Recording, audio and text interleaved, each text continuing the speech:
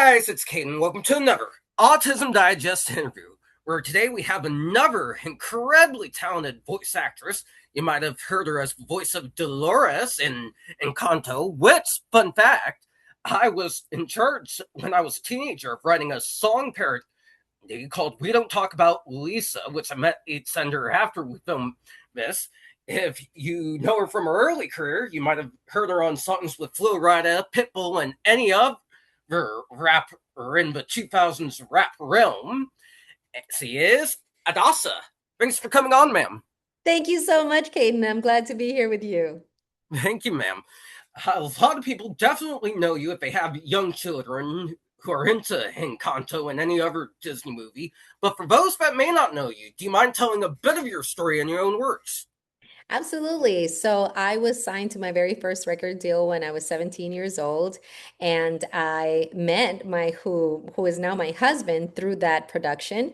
Then I was signed to my first solo record deal in at Universal in Florida, and that's when I started touring really, really heavily. And I had my first kid when I was 18 years old. So it was like learning to be an artist on the road and also growing up being a parent and a wife at the same time. And then I spent 10 years on the road. And then I told my husband I really want us to focus on our family. At that point, we had two children. My husband had a child from his previous marriage. And so we took a step back and I retired from music after about 15 years in the game. And that's when I started having more kids. And so we went from two kids to seven. And I kept writing music for film and television. My husband works for Warner Chappell Production Music. And one of those times when I was between this pregnancy and the last pregnancy, I was like, well, let's write some music. And so after having our last baby, my husband's like, well, let's take a trip to Florida and have a little vacation. And we did, and we recorded a song before we left. And then my husband and I decided to shoot a video for it. And that video was the one that gave me the opportunity to be a part of Encanto because Jamie Sparrow Roberts, which was the casting director of Encanto, watched that video, which did not have a lot of views. For those of you creators, don't trust the numbers, trust the eyes behind that number. And they were the ones that contacted me, and through Grace Kim, which was her casting director assistant. And that's when I got the call to audition for this film. So, well, it's kind of like the email because they got a hold of me through my YouTube channel. So, always make sure that you know that regardless if there's one person watching or 1,000 or 10,000 or a million, whatever you're doing, do it with heart, do it with purpose because the people watching do care. Exactly. I love that advice. That's the same approach I take to these interviews when I'm booking them, because I've heard a lot of people tell me, no, they're good on doing these interviews, including recently John Cleese's publicist. And one thing I try to approach it as is having a numbness to hearing the word no and being able to easily move on to the next opportunity if you hear that. So I definitely like that advice, which transitions beautifully into my next question. You told me when we were booking this that your kiddos were neurodivergent. What was that experience first like when you found out they were diagnosed? My goodness, it is a difficult thing to navigate because at first I didn't know that I was doing what I thought was the right thing, and it wasn't. I needed to be a lot more patient, a lot more trusting of the process of just listening and waiting for them to unravel on their own terms instead of trying to pressure. And I understood that sitting with them is just as important as spending time walking or doing something physical because each one of them has different things that calm them down. My son, he loves music. And so for him, that's what he does. And that's where his focus is. So he goes a lot faster in his schoolwork when he's allowed to have moments of doing it on his own time and working on his music. Now, my daughter loves to chat. So she's 16 right now. So she graduated when she was 14 years old from high school because I told her, well, if you graduate, then you have 2 years that you can focus on yourself and your own projects.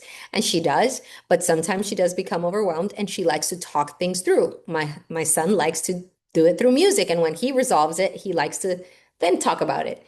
And so, and then I have my daughter, who was actually cast in this film Encanto as well with me when she was 8 years old, and she's dyslexic. So then with her, I had to be creative on how we learned numbers and letters. And so they did go to school for a period of time. We even put them in private school, but then I decided to homeschool because it works better for them. They each go at their own pace.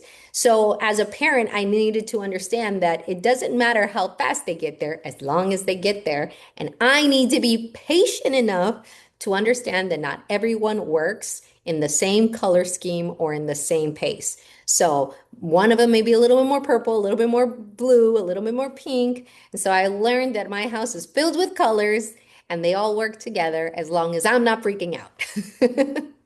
Exactly. And I was going to ask what your advice was, but that's perfect. Being paced in the hand, not freaking out if something doesn't go to plan. That's the same exact approach my parents, especially my dad, took with me. They didn't treat me any different than the average student in school. Well, but they also didn't was able to understand what my preferences were. So I definitely can relate to that, which transitions beautifully into my next question for you. How important has it been to advocate for your children in educational, medical, or social settings? Oh my goodness, extremely important. Like with the health of my now 9 year old, I really had to advocate for her because I had a feeling that there was something wrong with her, and the doctors were just saying that I just needed to feed her more, and she ended up having a blood disorder. So I had to be truly her advocate in that because I knew something was wrong, even though I tried so many things why she wasn't getting better. And then we understood that because of COVID, all of our kids developed a few little things along the way. Like I was paralyzed for the neck from the neck down for a while, because long COVID hit me that way. But for my son, it hurt his liver. For my daughter, it hurt her blood. So her blood production is not normal, like normal kids. So I need to always supplement, and we need to have a lot of protein, especially try to give her the right fats and all that. So it's extremely important, especially with other parents. If you don't have a kid who is neurodivergent or is on the spectrum, and then you are with another group of parents that none of their kids are, it's that judgment that you see in their eyes, or maybe that the kids treat them a little differently. And so I had to be able to educate my friends in regards to this. My son just needs a little more time, or he might not be able to sit still if he's having this homeschool group activity. Just let him walk around, because we did go through that with him at school because he was so bright. And so he would get bored. And so sometimes he wouldn't finish the work. And so I remember this one time that he was called into the principal's office, and they called me and they're like, you need to pick up your son. And I was like, oh boy, what did he do? And so I walked into school and he was underneath the principal's table. And they said, well, your son just doesn't understand the work. And I'm like, I know my son understands the work. Well, they showed me the paper and it was just like messed up. He just like drew all over it. He didn't even answer the questions. And I said, my son is bored. And I had told them he needs to have his books because when he's done with his work, he will sit and read his books.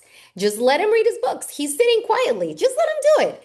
And that teacher in that particular day took away his books because she said he wasn't looking at her, but he would answer every single question.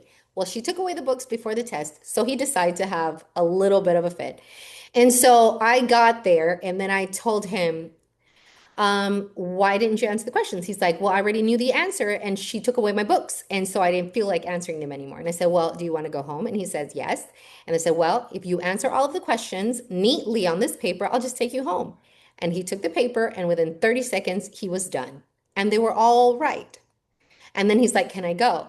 And so I told the teacher, my son doesn't have a problem answering the questions. It's just that you didn't really allow him to have the books that would keep him quiet in your class, and he got mad. So after that date, I took him home. Obviously, we kept homeschooling after that because I understood if I don't go fast at his speed, he's going to get bored and he loves history. So sometimes math bores him and he just shifts into another, thing that he wants to learn. So maybe we'll spend 40 minutes in history and then 20 minutes on math. But then I know that if I take a 10-15 minute break where he can run or listen to music or take a walk, he'll come back to it and he'll be fine. But you can't do that under a regular school structure. So I've learned that if I don't advocate for them and let them know, my kids themselves, that they are smart, that they are capable, and there's nothing wrong with them. They just have special gifts that not everyone understands. It's kind of like the Madrigal family. They had special gifts, not everybody has them. It makes them different, but it's also their superpower. They just need to know how to harness their superpower. So I feel to me, even being neurodivergent, it's a superpower. I just need to learn what it is myself and how to deal with them and how to strengthen them so they can radiate the positivity to other people that may have that you can have a perfectly fine life and you won't always write your fives backwards and you won't always write your twos backwards. You know, at one point you'll get it and it's fine. You just go at your pace. Exactly. And I'll add one other thing to that statement. It can also allow you to educate others on neurodiversity in a way they might not understand. And that actually turns us in beautifully into my next question for you. I saw an interview you did with Jim Cummings a while back where you talked about how all your children are assigned to a talent agent. How do you approach that specifically in considering what projects they'll take part in? Because that's super duper unique to me. Okay, so I do not pressure them. Once my daughter, she got the part in a very big show, and after 3 sessions, she told me she was no longer having fun. As a parent, someone who's dreamt of being in the industry, sometimes I have to make sure that I make sure that she's happy. And if this is what she wants, I help her and support her, but I am not going to smother her in doing it when she's not happy. So we walked away from that contract and then I told her, you don't have to do anything. You don't need to have a job at, 9 years old. If you do it, you love it, great. And so at this age, now that they're a little older, they're telling me, okay, now I want to do something. I support them. They go through all of their scripts, we submit them, and when they do book something, I just tell them and I repeat to them, when you're booked for this, you need to be under the understanding that this is a job, have fun, but know your lines. So I help them with their lines. So in case, because of a couple of my kids are dyslexic, just so they can almost memorize them. And if anything changes, I just tell them, just smile when you say the line, go a little faster, go a little slower. So I help them with pacing so they don't feel so much pressure when they're actually recording. But they're actually very intuitive because of the fact that they have that extra, like I told you, that little magical skill. They know what makes a scene captivating and like capture your attention. So they bring that in their voices. So like you, Kaden, like you're saying, it's very important for you to be able to take a no.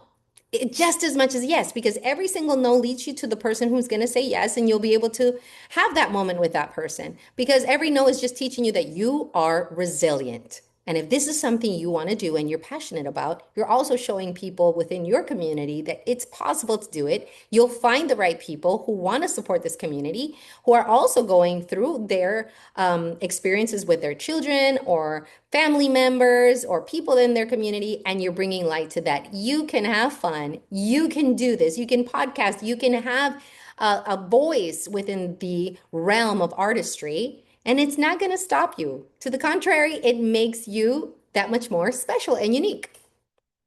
Exactly. I love that. That's how we approach a lot of children's media and children and entertainment. Not by putting a gun to their head and telling them they're gonna do such and such. So, say, for example, the Amanda Bynes. So everyone knows that story, but just letting them have a naturally built passion for it. That's the goal at the end of the day with anything. And I think that's a super powerful way to close off. Anyways, that's going to do it for sending you guys. Thanks so much to Adassa for coming on and sharing her perspectives. If you guys want to see more amazing interviews, be sure to like, comment, and subscribe to our Autism Digest channel. Pick up our latest issue and stay tuned for our upcoming issue coming out in August. You can get both of those by going to autismdigest.com and stay tuned for the audio file to be posted on our Spotify. Thank you so much for watching, and we'll see you in the next one.